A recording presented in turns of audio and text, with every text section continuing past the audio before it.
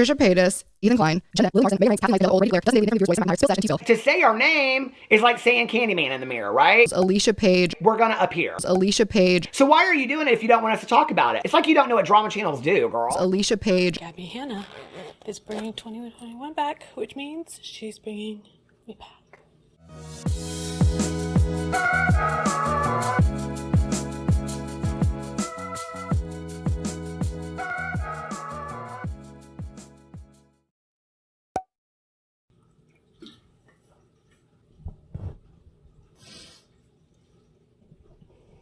Let's hope this table doesn't fall.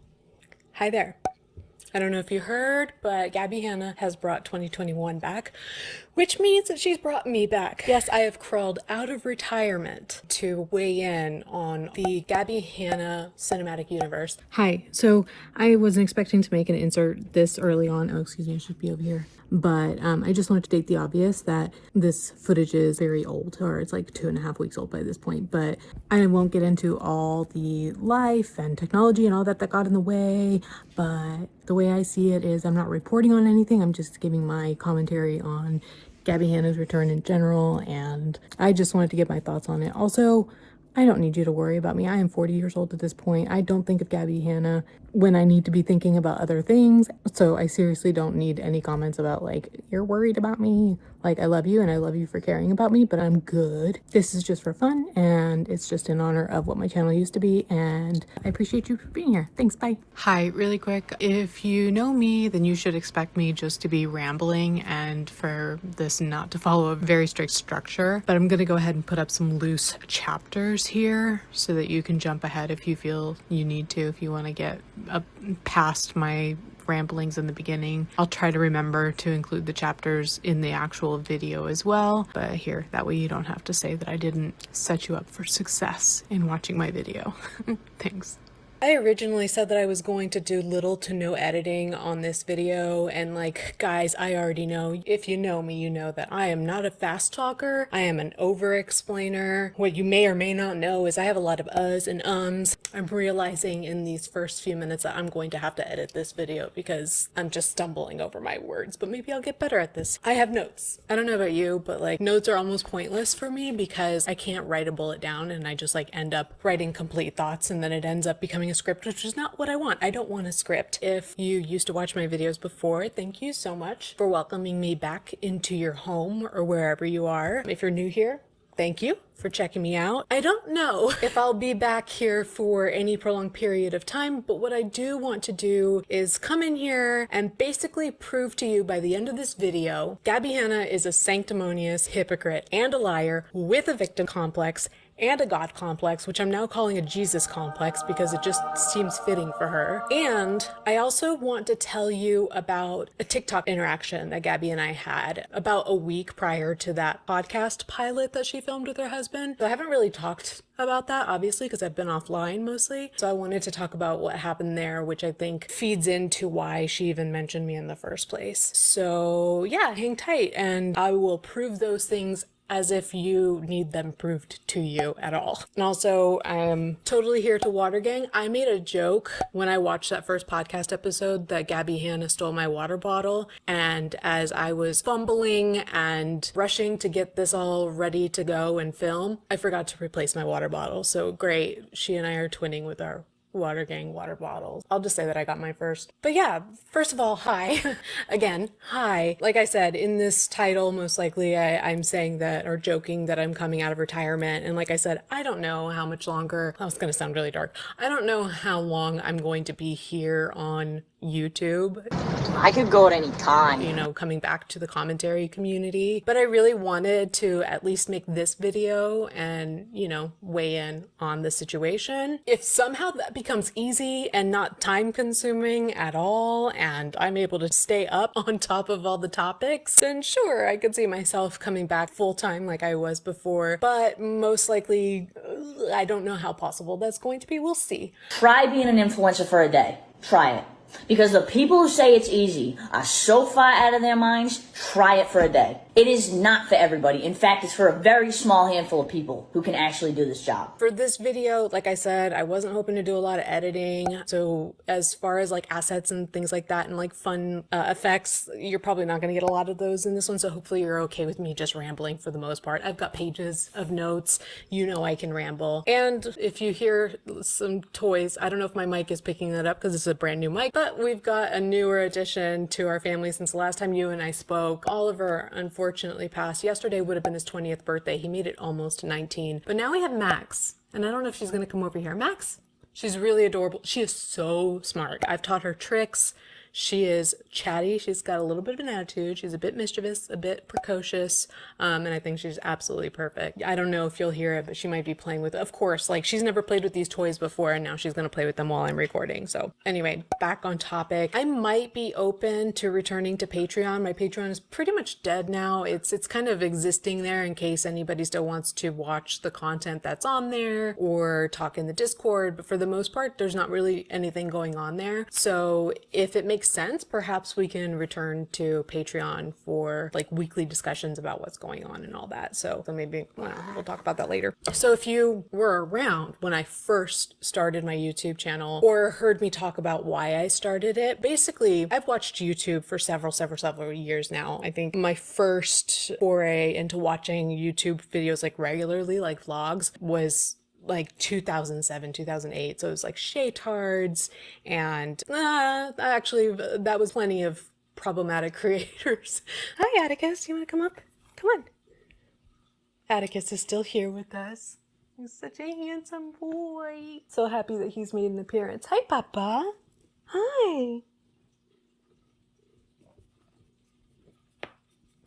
Everybody's favorite boy. So I've watched a lot of YouTube for a very long time. Back when, like I said, there were OGs. Candy Johnson, that's one that I remember. Michelle Phan, Trisha Paytas, of course, Barats and Beretta. And then around 2018, 2019 is when there was like a new wave of YouTubers. Okay, Atticus, come on, get down, buddy. Around 2018, 2019, there was this like new wave of YouTubers, right? Like the X-Finers and this like concept of drama happening amongst these creators, which was new to me. You know, that wasn't a very common thing. I'm talking too much about this. Basically, around 2018, 2019 into 2020, I realized that I had a lot of thoughts about what was going on with YouTubers, and particularly GABBIE HANNA, who I actually really liked at the time, but just felt like there were some things that like she just, if she could get there, you know, there, if you know what I mean. If only there were a couple of things she might try. So I had a lot of thoughts, and I was in comment sections a lot, and I didn't have a lot of friends. I didn't have any friends who really kept up with this stuff. So I decided to start talking to my camera. And by the time I made my third video, I didn't realize that putting GABBIE HANNA in the title would make it blow up. So my channel took off and it was a lot of fun. And I became basically the GABBIE HANNA channel, which got me in trouble eventually. I wish I would have just kept with it if it was still interesting, but here we are.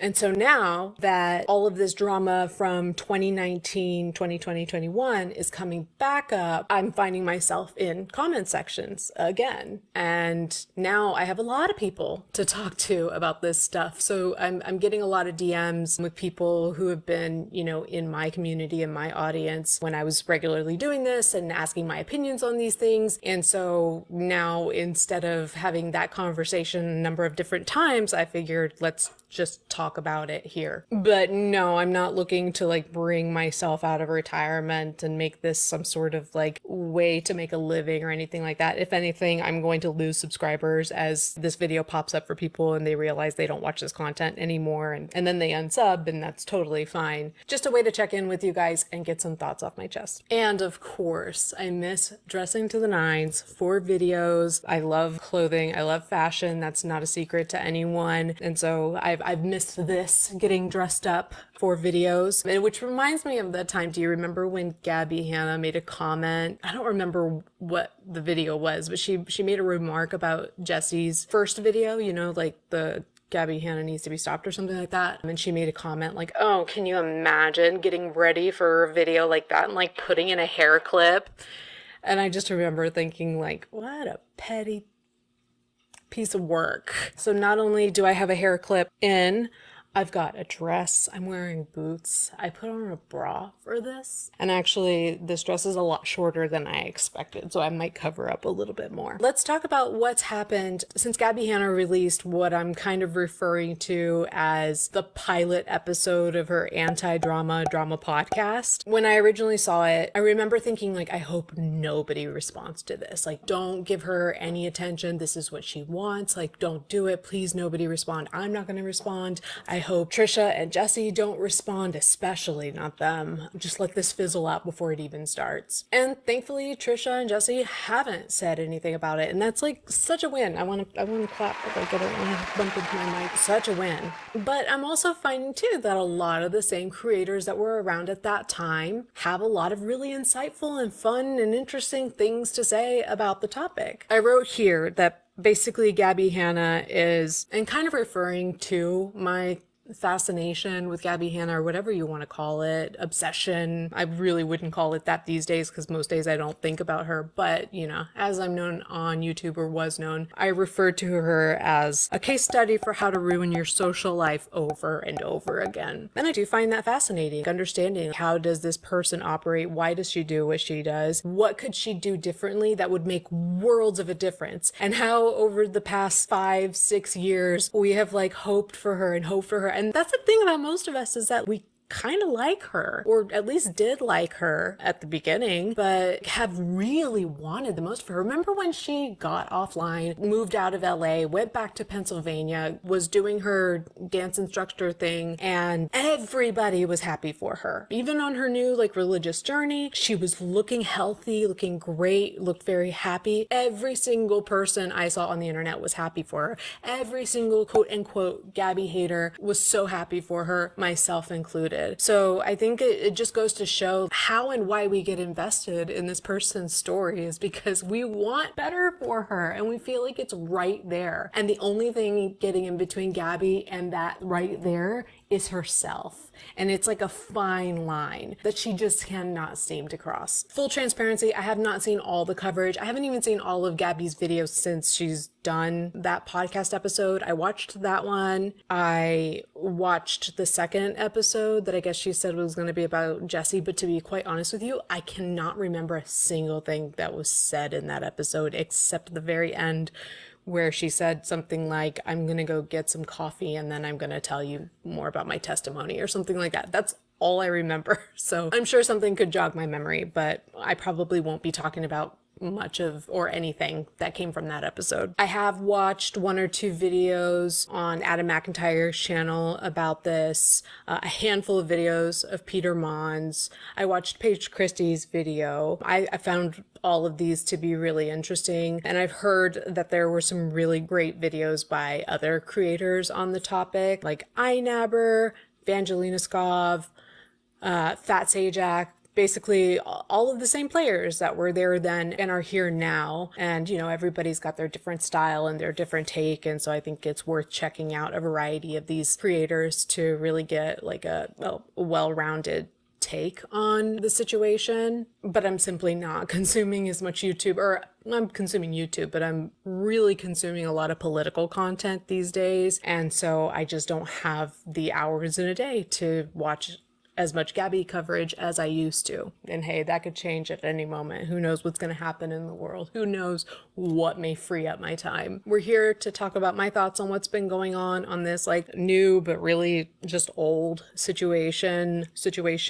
But also, like I said, I wanted to tell you about this interaction that Gabbie and I had on TikTok, which I found to be interesting. And it happened about a week before she filmed that pilot podcast episode with her husband. And it really kind of took me by surprise. So if you don't know, I am really not on TikTok. Not only do I not really create on TikTok, I sometimes get on there and post content for my jewelry shop, Maxim Moses. Check it out, maximmoses.co. I meant to mention them / me when I was talking about being dressed out. I'm also blinged out in Max and Moses, which are names of 2 of our cats, our girl cats. Anyway, I would say as a rule of thumb, I try to be pretty nice to people. I can be a people pleaser, but I will say, don't piss me off and then open a line of communication with me.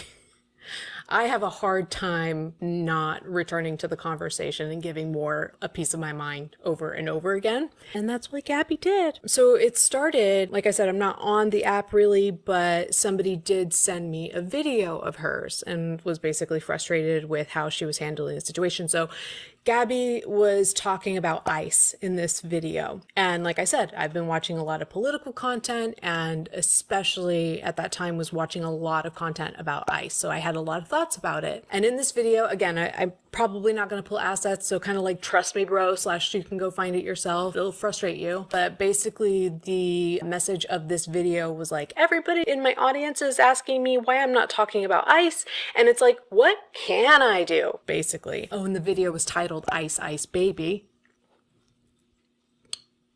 She was kind of just like, what can I do? There's nothing that I can do. So I really just like, I just cry and I pray, and that's it. That's all I can do. What can I do? And she also mentioned, she was like, there was this video I saw of this DoorDasher that ran into the customer's house because ICE was coming for her. And the couple that lived there didn't want to hand her over to ICE, but ICE was trying to come into their house and they were terrified and they didn't know what to do. And if anybody knows what, I'm messing with my necklaces. I hope my mic isn't picking that up. I'm sorry. She was like, this couple was terrified. They didn't know what to do. And if you know what happened in that video, please let me know down below. Tell me if I got that wrong at all, but that's what I recall. It was, I don't know what to do. What can I do? All I do is cry and pray. What happened in this situation with the DoorDasher? So like I said, since this is a special interest of mine, I guess, I left a comment. Actually, let me pull it up right now. So I commented, I said, what can you do in that situation? You open your door, but don't expressly invite the refugee in. You close your door to ICE and either not speak to them at all, or you ask for a judicial warrant. In parentheses, they won't have one. You learn the difference between an administrative warrant and a judicial warrant. In parentheses, the latter has a judge's signature, as ICE may try to trip you up. You say nothing to them otherwise. You educate yourself is what you can do, in parentheses, because if you give up on what can you do, you deprive yourself and others opportunities to do right when it's at your doorstep, and it's coming to your doorstep. You spread information far and wide. You speak on it for no other reason than to show your support. You encourage people to protest and call their state legislators. There's a lot you can do, but crying about it in silence, then throwing your hands up in defeat won't help. And if nothing else, perhaps start with deleting this video's caption, which not only seems to make light of a devastating situation, but also reflects the current MAGA rallying cry. With all the love in my heart, Gabbie, it seems there's a lot more you can do. And in parentheses, oh, and what happened in that DoorDasher situation? The couple turned the woman over to ICE as she cried in Spanish, "My girls are all alone," because they had good intentions but lacked information on what to do, which I thought was a really helpful comment to leave. I felt like it was pretty neutral in tone. I did kind of call her out on the video caption, "Ice Ice Baby," you know, like that was in poor taste. I think that she's just really out of touch. And I'll talk more about this, but if you don't care enough about a cause to actually do something about it, say something about it, then be honest and just be like, guys, that's not my cause, or just don't say anything at all. And I'm going to get into that a little bit later too, because she kind of has a pattern of behavior with this sort of thing. But I left that comment, and then the friend who sent it to me said, oh, saw your comment, liked it, it was great. And I don't know if I returned to the video or if they returned to the video, but they were like, it's not there anymore. Or I said, it's not there anymore. And I was like, oh my God, did she delete my comment? I answered all of her questions. That's really like super important information to have that would be so helpful to her audience to have. And I think I didn't get a screenshot of it, but I left another comment saying like, really, you deleted my comment? And then a few days later, I opened my TikTok app for whatever reason. Like I said, I'm very rarely there. I saw I had a DM and it was from Miss Gabrielle Kroner. And it says, ugh, this is going to piss me off reading this again.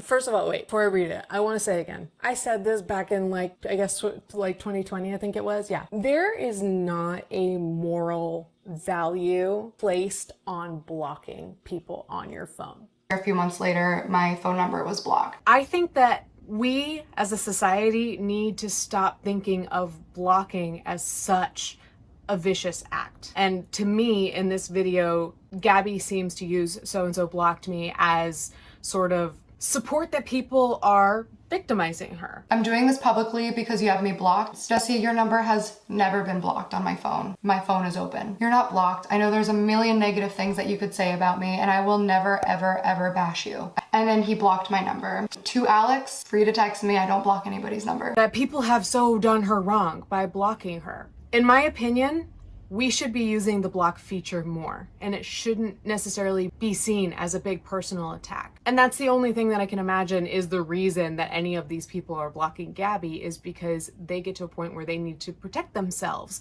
not necessarily because they need to like stick it to Gabbie and really show Gabbie. And I think that that's either how Gabbie's taking it or how Gabbie is portraying it. But I think we have the right to use it more because we're in a different day and age where we are perhaps too accessible. I believe very firmly that the block function should be used for certain reasons. It's a way to place boundaries around yourself, because now that we all have these in our pockets, that means everybody has access to us at all times. And it really shouldn't be that way. Not everybody should have access to you. So I don't think that there is any sort of, like I said, like morality tied to blocking or not blocking people. But I think that Gabbie is so used to being blocked that she has come to view it as this immoral, bad, hateful thing. It's one of those things where like she talks about it, and I'm going to be saying this a lot. Gabbie, you are too smart to be sounding this dumb. She said all of this, I'm not blocking you, to like Jesse, to everybody. Back in these days that we're revisiting, and that's what she started with in this DM that I did not ask for. She said, I'm not going to block you because you're free to view my content just like everyone else, but I will continue to delete everything you say, not because I disagree, but because I genuinely just don't like you. I don't want to see your name when I read my comments. You trigger me, and I'm asking you to respect my boundaries if you want to view my content from your main account. You've done a lot to hurt me, and I accept your apology from whenever that was, but I don't wish to have any discourse or communication with you outside of this. Well, no problem, Gabbie, because I'll have that discourse right here and right now with the public. I love that she's just like, from whenever that was, because I genuinely think that Gabbie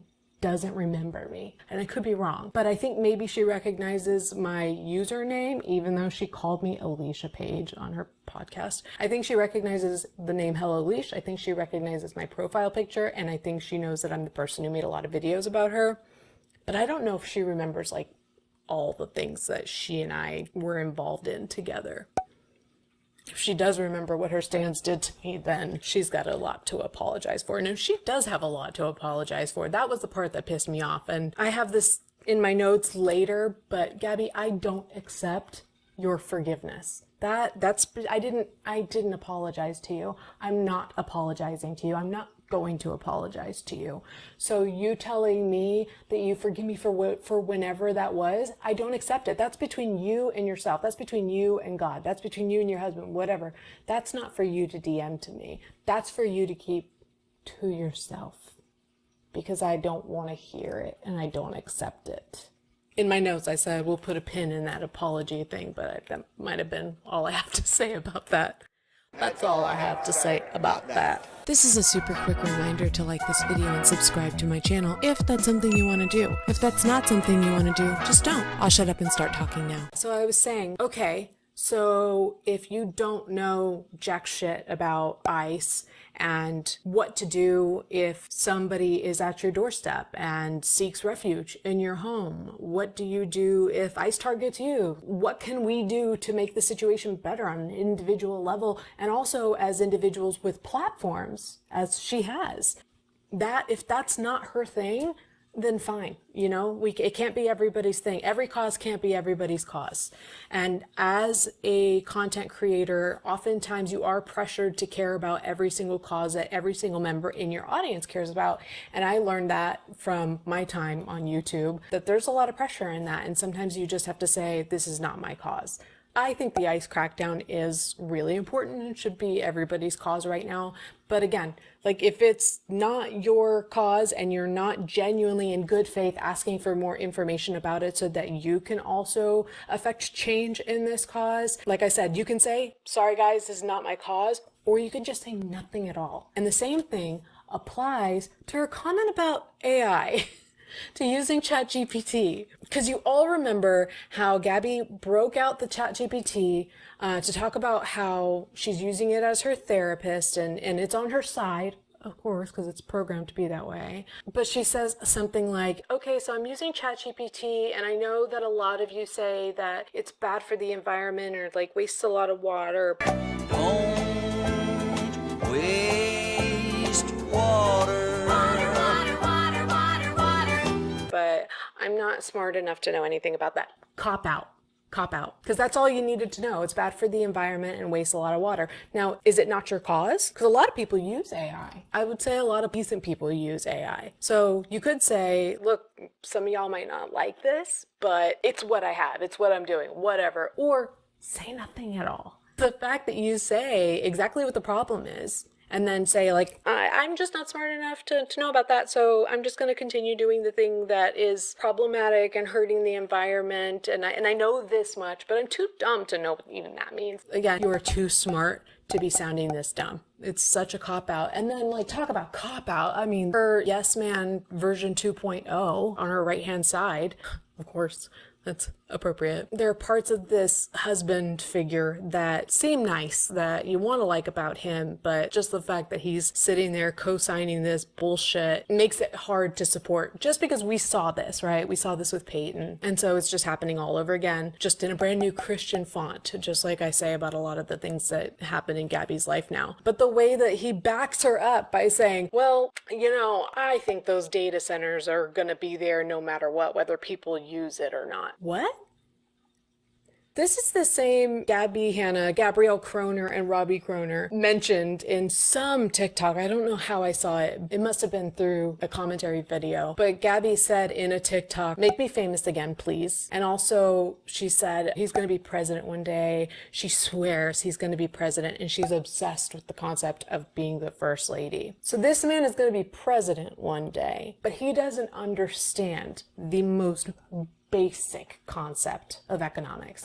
Supply and demand, the thing that any high schooler can explain to you. But sure, yeah, those data centers would be there no matter what, whether everybody's using AI or not. And I'm not here to make a stance on use of AI. I'm just saying, again, if it's not your cause, don't talk about it. Don't pretend that you don't have the capacity to think about these things. Like, it's just, you're too smart to sound that dumb.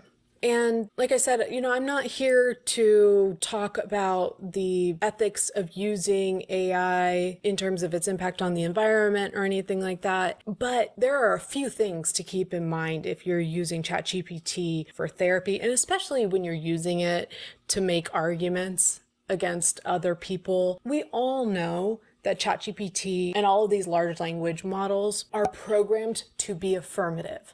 That means that they are programmed to have a bias towards you on top of the bias that it already has, because it's only getting your side of the story, right? So it's being extra affirmative. I think Peter Mon made the same point. But when you're using it to make arguments in an argument, it's the 2025, 2026 version of using Wikipedia, dude. Like, you're going to have to get better sources and resources if you really want to make a point. I could easily right now go on ChatGPT and tell it what you did to me back in 2020, and it would list psychological abuse amongst a lot of other things that would make me a victim of yours, which I am. That's not a surprise to anyone but you.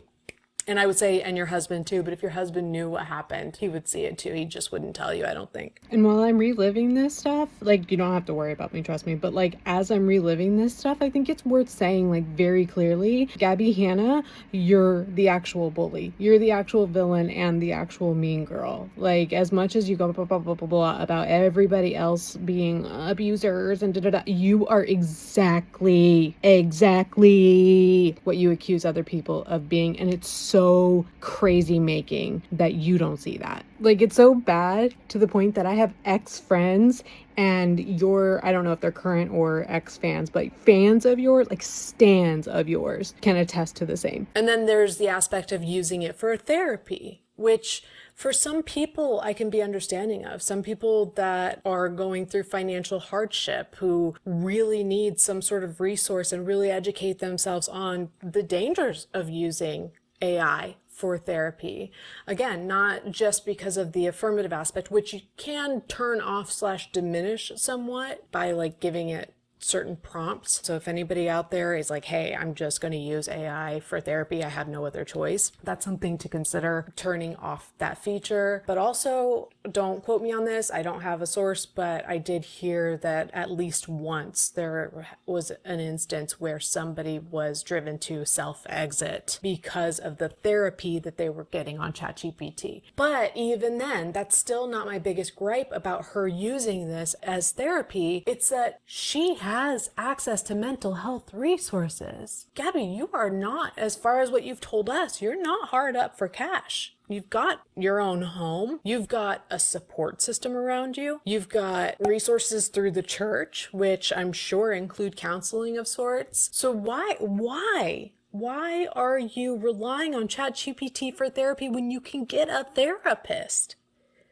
I don't buy it. Any of the arguments you're making for why ChatGPT is a valid source of counseling and therapy, I would accept from somebody who has zero other resources. I don't accept it from you. And I don't think anybody else should. You are too smart to be sounding this dumb. But anyway, this podcast episode, I keep putting it in my notes and in quotes, the megaphone. I heard her calling on the megaphone. She wants to see me all alone. But I do think that TikTok interaction is the reason that she listed my name off. But it was just so weird that like Jessie is Jessie Smiles, but HELLOLEESH is Alicia Page.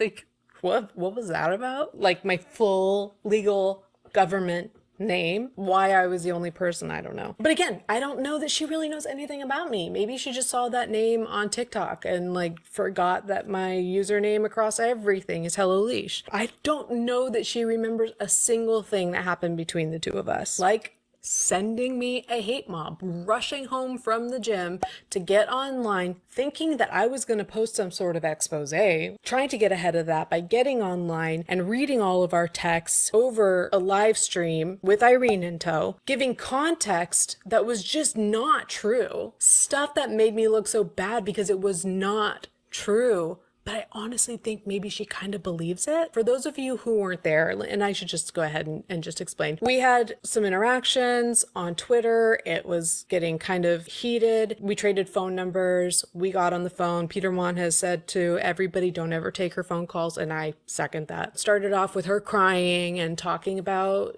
Jessie and all of them and what they've done to her. We kind of tried to work out some of the disagreements that we were having. And there were a couple of specific things that were said that she later twisted in a really weird way. I was saying something about how your fans are always in my comments, like quoting your song lyric about those of us who make videos about you or whatever. Like they're always saying like, oh, ain't it funny that you need her name for lots of money or something. Like, I don't know the lyrics of the song. I never have. I said something like that. I was like, yeah, the way that we all only use your name to make money. And she stopped me and she was like, whoa. No, I never said only. I never said the word only. Which now that I'm thinking about it, when I've dealt with narcissistic types, they will get hung up on verbatim semantics. But anyway, she said, I never said only. Show me where they said only. And I was like, if that's not what the lyric is, then that's not what they said. I was just kind of paraphrasing it. And she kept pushing, like, show it to me. And I remember exactly where I was. I was on my couch in my living room in DC. And I said, I'm not going to do that, Gabbie, because apparently it's important to you that I quote you verbatim, and that's not what it said verbatim. So it doesn't exist. So I'm not going to go looking for something that I'm telling you does not exist. I was paraphrasing. Also, I think I lost my train of thought here. She later told Irene something like, I told her to show me where my fans were saying that. And she was like, sorry, Gabbie, I'm not going to do that. Oh yeah. And I'm sorry if you've heard this story before, but there was also a point where she tells Irene that I said something like, it was in that song you wrote about me.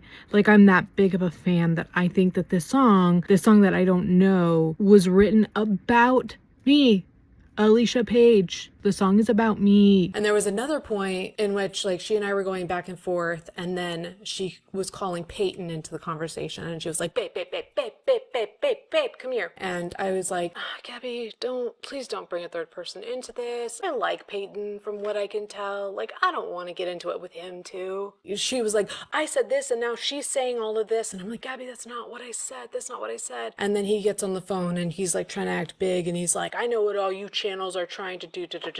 And the way that she characterized me talking about Peyton, where I was like, please, Gabby, don't bring Peyton into this. Like, I like him. Please don't. When she recounted that to Irene and to her fans on a live stream on her main channel, she was like, please, no. I love Peyton so much. Don't. I don't want him to hate me. Which is what I assume led to the rumor that she created that I wanted her man. And I don't want to rag on a man that didn't ask for this, so I won't.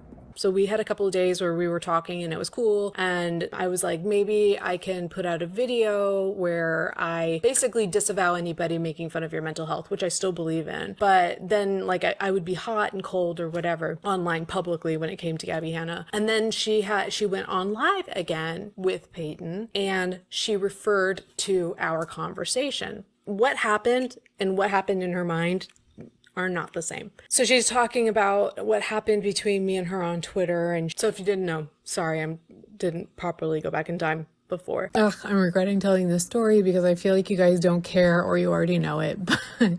But I'm kind of like going in backwards order. Let's just pretend it's a TV show and this is done for artistic effect. But basically it goes Twitter interaction, which I'm about to describe, and then we get on the phone, and then we text for a couple of days, and then she gets on live stream with Peyton, and then we have a few more text interactions, and then she runs home from the gym with Irene to get on live stream, sending a hate mob my way, which ended up with me on live stream with my patrons crying, which is what you saw earlier. So that's the sequence of events. Then again, I did reference what she said to me when she said she's forgiven me for quote unquote whenever that was. So if you don't know the story, this is a very, very condensed version of it. But I said something on Twitter along the lines of, don't agree with everything she says, therefore I'm hateful, because she has referred to my videos as hate videos. And then she got on and was like, why are you saying that I'm calling you hateful? I've never called you hateful, da da da da da. And then when she responded to me and we got into it on the phone and I got overwhelmed and I was like, I didn't think you would see that or respond to that. And it's not that I wouldn't have said it otherwise, it was more like, I'm surprised you care about what some random person with a tiny platform has to say, and in like some sort of like snarky comment that really wasn't all that bad. Like, I'm surprised that you saw that and have something to say. That's what was really kind of like confusing me. And she took that to mean like, oh, I love you. If I had known that you were going to see that, I never would have said that. That wasn't the case. So when she was on this live, after she and I had like been texting a couple of days and it was pretty friendly, and she was talking to Peyton and she was like, this girl, like, we're cool now, but she tweeted something hateful. And then when we talked, she was like, I didn't know you were going to see it. That's why I said what I said. And then Peyton is like behind the camera or something, and he says something to the effect of, that's what they all do. They all got some shit to say and they don't expect you to clap back or something like that. And they were like acting tough or whatever. And it's like, you said we were cool and now you're talking about me like this?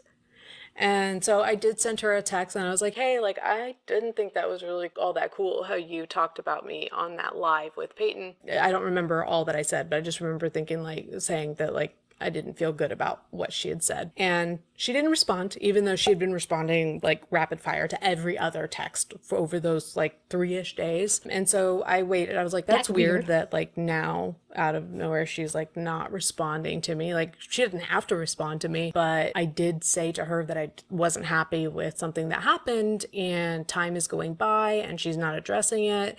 And I decided I'm going to give it 24 hours. If she doesn't acknowledge it in 24 hours, then I just want to cut, like, I'm feeling icky about the whole situation. I just want to cut off all this contact that's been going on. And so I did. I waited 24 hours and then I was basically like, you don't have to respond to this, but I also don't have to be your friend, and I don't think that I want to be anymore. Crap, I'm already at like almost an hour. Jeez. Did say I do think that I need to get online and talk to my subscribers about kind of broadly what's happened here, because I've been so hot and cold about you online over the past few days. I remember her saying like, really, Alicia, you're gonna take it to the internet? And that's when she started responding.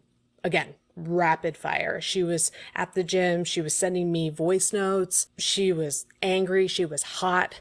And I would send voice notes in response and she'd be like, I'm not listening to that. It's like, but I listened to yours. And that's when she rushed home from the gym. I guess got Irene over and went on live stream and went to read out all of our text messages. But like I said, she would add context from mostly from the phone conversation that was incorrect. And by the way, I think I've kind of already implied this by now, but I'm not pulling clips from that live stream to put in here, so you can go find those yourself. I'm sure the live stream is hours and hours and several videos long. I know about some of the things that she said. I've seen some clips and I've been told about others, but I didn't watch the live stream, and even to this day I can't bring myself to actually watch it. In pulling a clip earlier, I had to put it on mute, and that's just something that I need to do to protect my sanity. So if you hoped for clips on this video, I am so sorry, they're not coming. And I don't necessarily want you just to trust me, but like I said, the videos are there if you are curious. But for sure, if you do watch those videos and she says like crazy things about my behavior or whatever, feel free to reach out to me and ask me,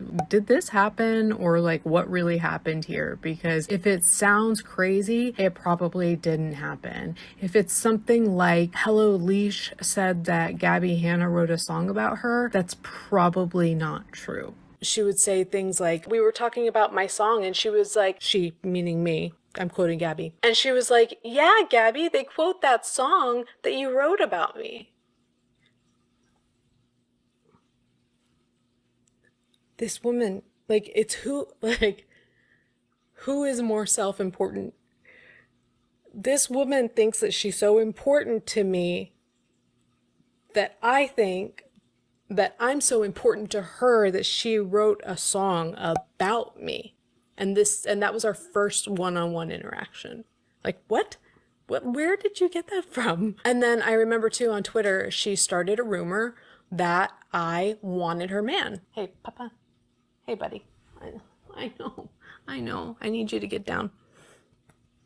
So from that bit where I said, like, I like Peyton, don't want to get into it with him, she took that to, she said on that live stream, like, oh, I love him so much. No, please, I love Peyton. And then on Twitter started some rumor that I wanted him. And mind you, I had a partner of like 2 years at that point, somebody I'm still with today. I think Gabby, she's got all kinds of jealousy issues, and I'll get into that too. I kind of like trolled on Twitter about that rumor, and I remember Peyton DMing me and being like, Alicia, can you just like let it go? Like, obviously the rumor is not true. It's a stupid rumor. A rumor that your girlfriend started. Like, what the fuck? So why did I get into all that? I have a whole video about that outlines everything that happened. Oh, but yeah, so as she was on that live stream when she ran home from the gym, and this was during lockdown. I don't know what kind of gym she was in, but this was during lockdown. This was during the pandemic. This was when I was all alone in my apartment and brand new to all of this. And of course, because she is very much like Ethan Klein and his foot soldiers, Gabby and her fans have a very similar relationship, if you didn't know, where, in my opinion, she treats them like pawns to do her bidding, to do the harassment, to do the bullying for her, and really to take on that legal liability that some of them are too stupid to realize they're taking on. And she knows. And I think that she's very good about plausible deniability by hinting that she wants something to happen without saying it. I think that that's really shitty, because these are people who love you. And while I don't like them, you're not treating them as people that you love. When you're pushing them into situations where they could get themselves in legal legal trouble, and they most likely can't afford to fight anything like that if it came to that. Gabbie stands, I'm gonna spell this out for you. She does not treat you like somebody who loves you. And if she doesn't treat the people that she claims to love well, what the hell does that mean for the rest of us? As an example, a couple of her fans got my email address as well as Jen Dent's email address, and one night signed both of us up for like over 50 different email lists. And thankfully, we got all these emails to confirm that we wanted to sign up for them. And then it also had an IP address attached to each of those, so we knew who initiated those, the usual players. But the point is, like, these types of actions people can take legal action against, and Gabbie's hands are clean, and she knows that. She knows that. And so I believe very strongly that she sent, in one way or another, her fans to harass me at that time. And I can honestly say I didn't know what to do. My boyfriend at the time, my mom, nobody knew how to support me. I was alone. They knew nothing about this landscape. All I could do was, oh, I lost a fingernail.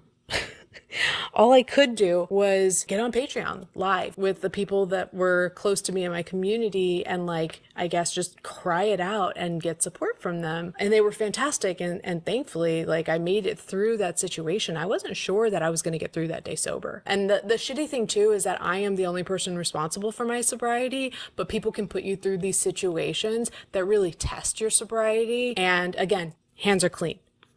It really sucks. It really sucks that somebody can put you through that much harassment and bullying, and you're the only person who can really do anything about it in terms of handling it. Got through it, and then I think the next day I made a video about talking about my side. But yeah, I dealt with the fallout of that for a very long time. And at the time I was like, I'm going to be very firm in saying that I'm not a victim of Gabbie Hanna's. I was trying not to seem weak or entitled to pity or whatever. I don't know what it was. There was a big thing at the time of, like, seeming like a victim, and I didn't want to seem like a victim. But there are times when you are a victim of somebody. Gabbie's very open about how she's a victim of everybody's. And it's just so funny how there are these instances where she is so unequivocally the perpetuator of harm on people who then become her victims. But anyway, I kind of got off the rails there. I just think that this podcast episode was very calculated and meant to serve purposes that were not what she purported them to be, which was, you know, telling her testimony. I don't think that it was about Trisha. She talked about Trisha, of course, but Gabbie, in my opinion, has shown us in the past that she will use Trisha Paytas's name the way that Gabbie accuses other people of using Gabbie's name. I think that's why she had Trisha on her Pothead podcast that nobody watched, because Trisha brings in the views. What? Wherever she goes, Trisha brings in views. Oh. So it's just funny that Trisha is to Gabbie what Gabbie thinks everyone is to her. Okay. And I call this a calculated move for various reasons. Before this, like I said, back when she moved to Pennsylvania and was, like, doing her Christianity thing, making music, like, just living her happy life or whatever, nobody was talking about her. People were happy for her. That was it. Then we recently saw her start things up by talking about Tara's World and talking about Brooke Monk and saying some really condescending shit. Like, it's obvious that you've got some demons and demonic entities around you or something like that. And I heard she said some stuff about JoJo Siwa and Rebecca Black. I didn't look into those. But the point is that I don't think that those comments garnered the attention that she was hoping for either. So I think that's why she had to swing for the fences. And that's why she had to come onto YouTube with a brand new podcast using Trisha's name to garner views. And I think it worked to some extent. And what else is there to talk about but old drama? Because there's nothing new. If you're going to use Trisha's name, you're going to have to talk about what happened with Trisha back in 2019. We've already been here. And you can explain it however many times you want. And I heard somebody say, I think Gabbie thinks that if she just explains it in a different way or explains it another time, people are going to understand. No, we've heard your story, girl. We've heard it.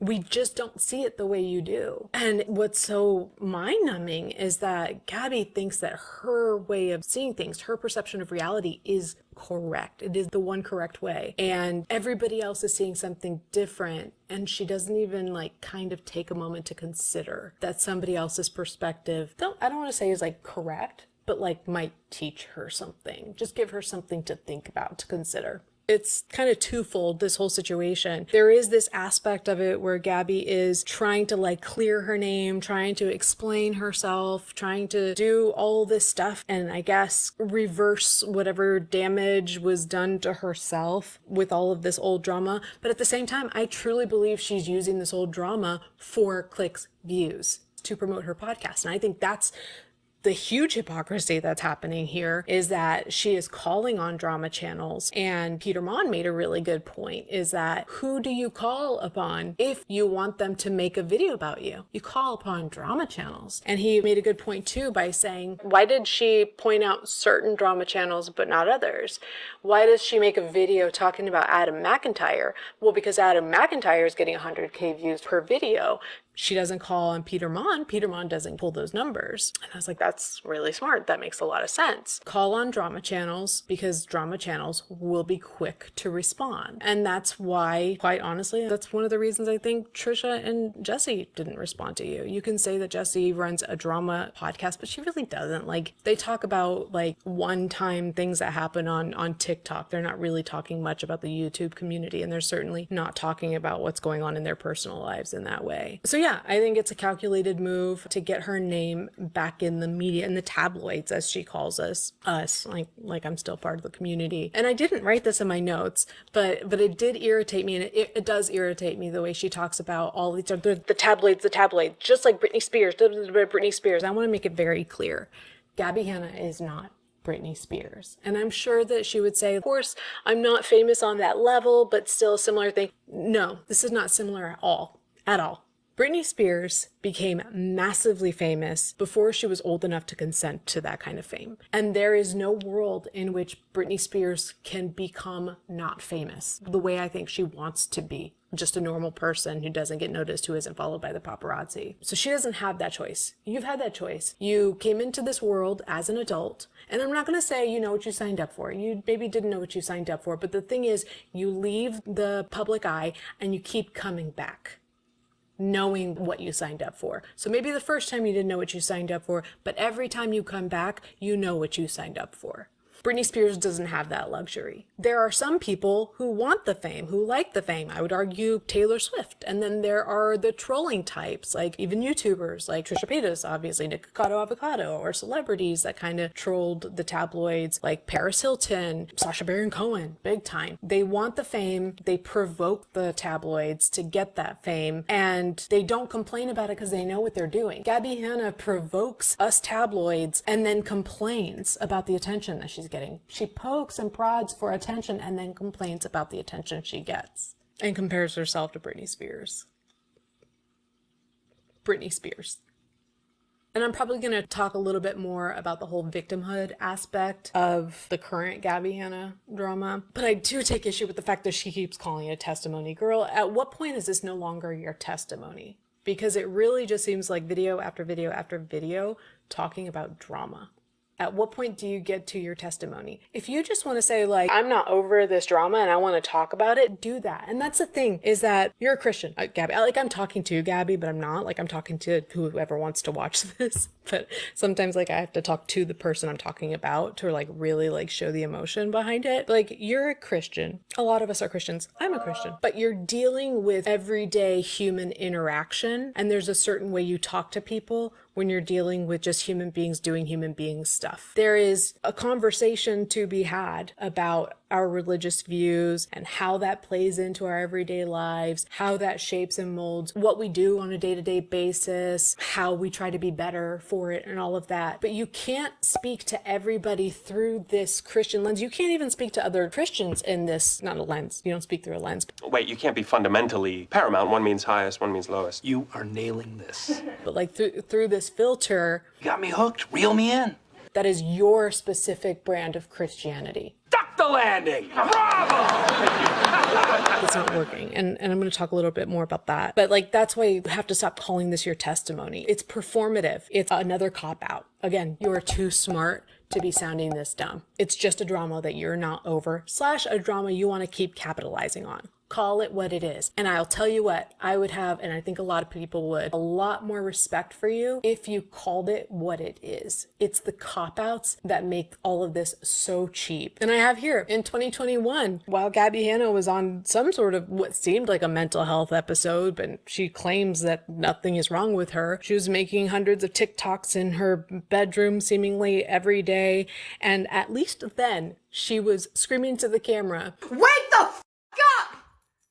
Before we go to sleep! Wake the f*** up! There's babies on the street! that there are babies dying in the street, right? That was her cause. Remember? I mentioned, like, what's your cause? That was her cause. Babies dying in the street. What is her cause now? Is this it? Is this her calling from God? Picking fights with drama channels. Using Trisha Paytas' name as an SEO tactic? Is that her new calling from God? Is that what God wants from Gabbie Hanna? I'm not God, so it's not for me to say, but it just seems out of character for him. And going back to her whole victim complex, victimhood thing, like I said, she talks about a number of things that she has experienced as a result of all of us, especially Jesse and Trisha and da-da-da-da-da. But namely, she talks about psychological abuse. And there's light mention here and there of her having done things that warrant forgiveness, apology, etc. So when she's talking to her husband, he'll say, like, some people have done things which they should apologize for, and you've done things that you should apologize for. And she's like, yeah, totally. Where's the apology? And you can't tell me that it happened in that video where you were sitting on your lawn and you were just like, oh yeah, like for all the things that I've ever done that were like not great, I'm sorry. Okay, then here I go. For all the things that I've ever done that have ever hurt anybody, I'm sorry. Great, don't ever talk about me again now, Gabbie.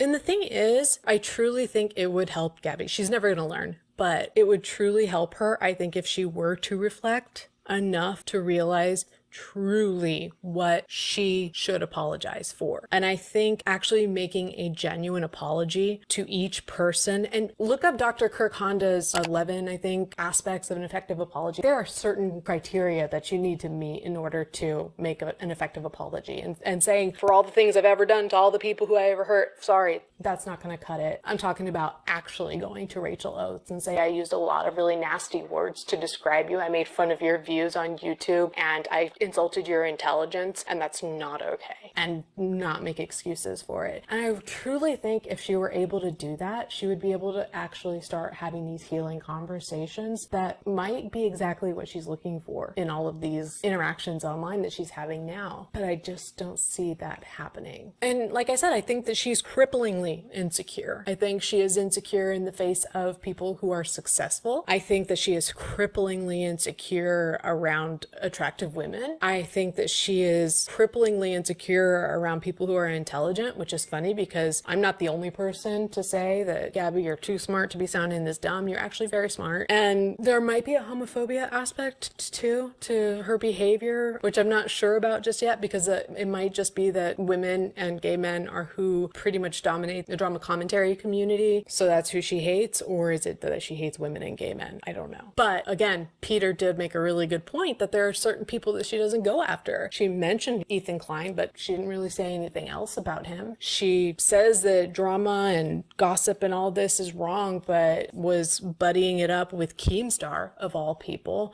and the commentary bros, straight guys, right? She says she could expose David Dobrik, but she doesn't. And Peter Mon said she is a pick-me in the highest. I'm paraphrasing, but I realized, yeah, actually, that's a really good point. So it's like this weird concept where she's super insecure, but also obsessed with being better than other people. It seems ironic, but you usually see those traits in the same people. She keeps talking about apologies. It's like there are people that you very clearly owe apologies to. Where is Rachel Oates' apology for all the things that you said about her? And still even somewhat recently when you did that Oxford talk. Then it just kind of became trendy to use my name, and then like one girl went viral. This is gonna sound so bitchy, but whatever. Like, you have to be careful who you take your opinion from. Like, you can say like you don't like my book, or you can like critique my literary style or whatever it is, but like, I don't think you're interesting or intelligent or creative or artistic. So why the hell would I take your opinion? You're a loser. Sorry, like your opinion's nothing to me. Saying like these people are losers who don't know anything about, like, I'm not going to quote, but still talking about her. And I just think it's funny too, the way that in 2021, I think it was, Gabbie was like, you talk about me, you get millions. I talk about you, I get still millions, but not because of you. It's like, yeah, Gabbie Hanna's name gets millions because Gabbie Hanna is the problem. Rachel Oates is not the problem. So if Rachel Oates is talking about herself or someone other than Gabbie Hanna, she might not get the millions. Gabbie Hanna is going to get the millions while she's being problematic. Hello? Either way, that was just a shitty way to treat her. And I don't think any of us have heard about a real apology made directly to her. And we all remember, those of us who watched that podcast pilot for the anti-drama podcast, that Gabbie said that gossip is sinful behavior. It's loser behavior, quite honestly. I love how the drama channels have come out to really just kind of have fun with that. But I think it was Paige Christie that said something like, when you speak publicly about things that happen publicly, that's not gossip, that's commentary. And I thought that was really smart. And I kind of fleshed that out a little bit because I was like, okay, how do all these things fit together? And in my mind, the way I see it is, when you talk publicly about public matters, that's commentary. When you talk publicly about private matters, that's called expose. When you talk privately about private matters, that's when it's gossip. So that makes me wonder where Jesse's apology is. I mean, forget all the reasons that Gabbie owes Jesse an apology, but simply we're talking to Danny about Jesse's medication. She says she knows she's a liar is the thing. She's called me so many times saying she's been on meds and is better now and was sorry for everything, then blocks me out of nowhere and it starts all over. This is the most disgusting shit. Like, I swear to you, I cannot believe that she said this. Number one, I have never called Gabbie Hanna and said, hi, I'm on medication. I'm so sorry for everything. I realized I was wrong. You know, you're always talking about mental health and therapy and, you know, how you've gone through your journey with that. Like, it's so weird to me that you would bring up someone else's medication that they talk to you about in private. And asking for work and things like that. Those private conversations that Gabbie had with Jesse, talking about, and like, we know Danny's not the only person. I listened to Gabbie talk about the private things that happened with other people. Where's Jesse's apology for that gossip, for that sinful loser behavior? And then she gives an excuse. It's part of her own testimony. And for talking to Shane about Trisha Paytas's sexual health. Where's Trisha's apology for you talking to Shane and then David and Jason about her sexual health? Well, that's what good friends do. So it's not gossip. It's me looking out for my friend. It started out as gossip at the very least. You always have an excuse for why it's not the very thing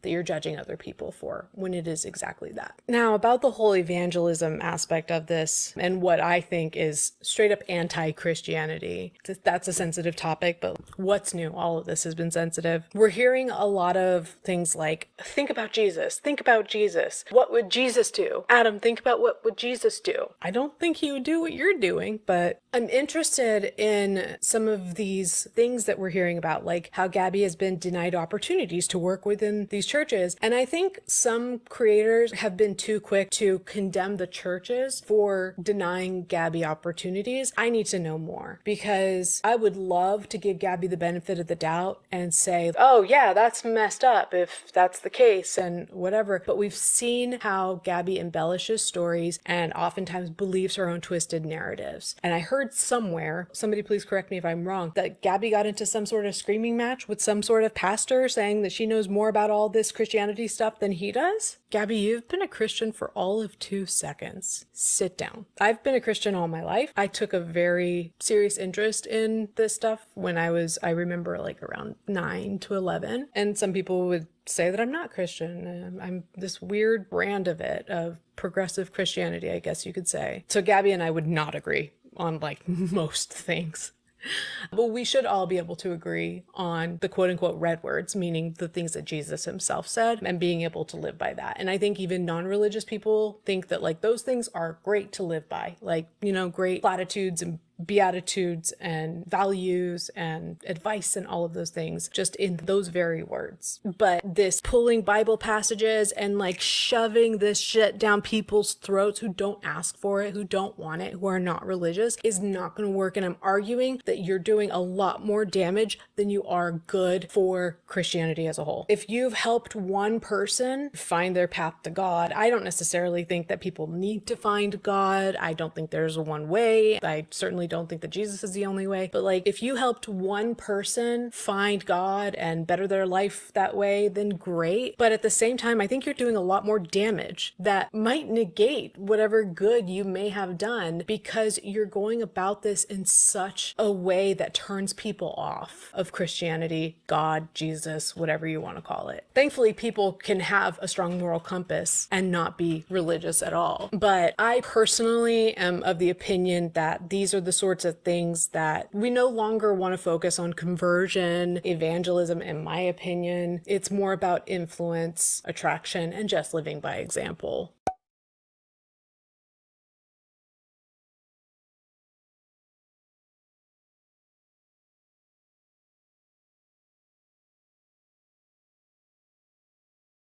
If you have something that other people want, then they may ask you how you got that. And they may place value in the things that you believe and want to hear about what you believe. But you are not living as an example of anything that any of us want.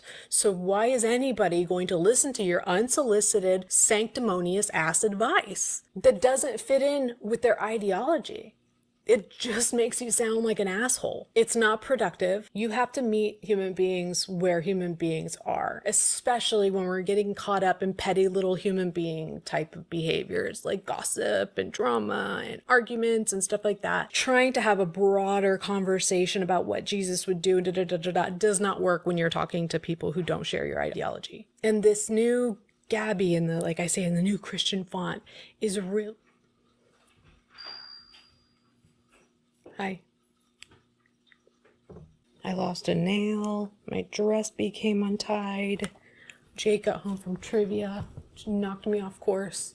What was I saying? Gabbie Hanna in this new Christian font. It's giving, and I hope I don't offend anybody with this word, but institutionalized. If anybody has ever known someone or known of someone, maybe in the media or something like that, who say had issues with substances, then went to prison, got sober in their own way there, typically through religion, and then got out, and there's a certain way that they talk and approach every single situation through this hyper religious lens, to the point where it's like, I'm happy for you, good for you, this is so much better than how you were living before, and you seem so much healthier and all that, but I can't connect with you. You and I are not living in the same reality. And it seems like that with Gabbie, except for she's kind of like dipping her toe. I'm not even dipping her toes. Like, she is fully immersed in that world and fully immersed in, like I said, dealing with human beings and their petty behaviors and drama and gossip and all of that. So it's like, pick a lane, girl. You really can't do both. I think that I can do both, in that when I'm talking about the drama and the gossip and all of that, I'm doing that. And when I'm thinking about God and the fate of humanity and what happens when we die and all that, that's another thing. That's the more important things that I think about. And then this stuff is just like for fun. It's just to scratch a little human itch, you know, that a lot of us have. And I think another way of looking at this too is by spending time around addicts in recovery, especially those that have a lot of time under their belts, and even newcomers too, though they might fall a little bit more under the quote unquote institutionalized versions if they're working a pretty good program, which is a necessary step. And I'm not trying to get too deep in the weeds about AA and 12-step and addiction recovery, but if you meet sober people and you know a good number of them, I think you are familiar with the way that they think and speak. And I think there's this really beautiful bridge between the grittiness of real life, especially of really low points in life and really dark versions of life, and then the greater things, the things that matter, kindness and humility and God, if that's something you believe in, or your version of a higher power, or whatever it is. Sober people seem to have a pretty unique way of bridging those two worlds, and I'm really grateful for being part of that community and for being adjacent to so many people people in communities like that. And so I think a lot of sober people have a very finessed way of navigating these topics while staying rooted in reality and not being so overtly offensive. And that's probably why you're hearing me quote Peter Mon so much. And that's probably why, if you've ever met sober people, you probably loved them. But I am, of course, biased. I think they're the best people in the world. But like I said, I think that she's doing more harm than good. And I think what really rubbed me wrong, worse than anything else that she said, at least that I can remember in recent history, the most anti-Christian thing that I think Gabbie Hanna said / did recently was, first off, saying in her podcast something like, dude, I am such a good person, because she didn't share receipts or screenshots or something somewhere, saying that she's such a good person, and then making a video titled something like, Adam McIntyre, you are not a good person. Who gave you permission to say who is good and who is bad, especially when you're talking about peers? It's not like we're talking about people who have done monstrous things. We're not talking about the guy with the files. We're not talking about the person in office right now. We're talking about a young dude on YouTube talking about drama commentary, but pretty much just a normal person, and you're calling him not a good person, and yourself a good person too. So it's not like you're saying we're all bad people. No, you're a good person, he's a bad person, or not a good person. And I think that that is one of the most anti-Christian things you can do, because there's not a lot of things that Christ himself has commanded of us, but not judging and condemning your neighbor is like up there. So I'm sure Adam is doing okay, but that bothered me. And of course, like, it bothers me as a fellow Christian, because Gabbie Hanna, you make a bad name for us. People like you are the reason that so many people hate Christianity and Christians in general. So I said it before, I'm gonna say it again. I think it's very obvious, very undeniable that I am a victim of Gabbie Hanna's. I think it's obvious that Jesse is, that Trisha is, Adam, Rachel, oh my gosh, Rachel Oates. She caught so many strays in 2021. Oscar Wilde, Jen Dent. I recently saw a short where she reminded me that there was a situation where Gabbie Hanna's fans started a rumor that Jen Dent SA'd a child. And Gabbie perpetuated that rumor with no evidence that that happened. There was no child, there was no parent, And now I'm hearing something about how Gabbie is defending Drake, of all people, against claims that he's a PDF file because there's no victim, I guess, is what I heard.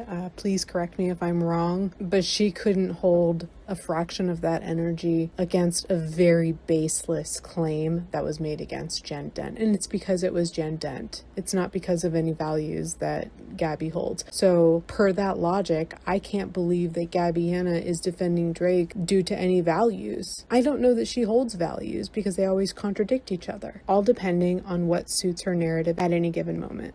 Nope, it's just a rumor that, well, I don't even know, was it her fans or was it her sister that started that rumor? Because I remember her sister too, a sister that Gabbie is now close with, was sexually harassing Jen Dent. And I mean, like, in a really disgusting way, in ways that, like, I would not recommend going and looking for. And again, like, I'm sure Gabbie would make excuses. She's not responsible for what her fans or what her sister, plausible deniability, plus. But like I said, she did perpetuate that rumor. So where is Jen's apology? Rachel's, Oscar's, Trisha's, Jesse's, mine, Brooke Monk, Tara's world, demonic entities in your life, or whatever you were saying. Like, you're not living the way that Jesus wants you to. It's like you owe a lot of people apologies, Gabbie Hanna. And I know at this point I'm just talking to Gabbie. But again, this is not to Gabbie. I don't think she's watching this. But to the people who care about what my thoughts would be, what I would say to Gabbie if I could. We all saw the abuse in 4K levied at a lot of different people. For some reason, she doesn't see it. And I think that that is exactly why she's going to continue to spin out over and over and over again. She's trying to make the world see things the way that she sees them, without seeing the way that the rest of the world sees her actions and the way that people have been harmed by her actions. She will not own up to that. And I think that's going to keep her on this hamster wheel. As for why she is triggered by my presence, I have a theory as to why. Because like I said, I don't think she knows who I am. I don't think she knows anything about me. I think that she, like I said, that she probably knows my user or knew my username at one point, profile picture, and that I'm the girl who made a lot of videos about her. And that's if I just believe that like she doesn't watch videos about herself. But if I'm really that triggering to her, she had to have heard some things that I've said. And I think that I have in my time making videos about Gabbie Hanna gave a lot of fair criticism. I really made it a point in 2020 and 2021 to make videos, even despite what happened between me and her. I wanted to be fair. There were times that I got a little bit more stern, but I wanted to be fair and balanced. That was kind of like my thing. Fair, balanced, nuanced, critical, not just like critical in the terms of levying criticism, but critical in the sense that like we can think in a complex way. But there was also a lot of empathy that I lended to her. And that kind of empathy at times would get me in trouble because it seemed like I was forgiving her for certain actions, but it was really just a means of understanding her. But I think because I was so fair, instead of just being mean and being like, Gabbie Hanna is messed up on whatever drugs and she just is a B word and da-da-da-da, I didn't do that. And so she couldn't just brush it off as hate. So that's my theory, is that it was fair, and that's the hardest criticism for Gabbie Hanna to take. So as for now, that's what I've got. A lot more that could be said, but let me know if you want another one of these. I don't know how long this is going to take to edit, so like I said, not sure I can promise that I'll be back on here regularly, but let me know if you might be interested in doing something Patreon wise. That might be a little bit easier to pick up. I just kind of threw the Patreon thing out there as it was crossing my mind, but I didn't make any commitment that would help somebody decide whether or not they want to join. So let's say if 20 people join over the next month or two, then I will start doing regular Patreon lives. That at the very least I can commit to, and we'll just kind of feel it out from there. Thanks. But whether you see me here or out and about or not, I thank you for being here. I hope you have a good rest of your day, and just remember that you too are a good person. All right, thanks. Bye. And I am so sorry to the one person who's watching who's not me. Thank you so much for watching this video to the end, and perhaps we'll see each other sometime soon. Okay, thanks. Bye.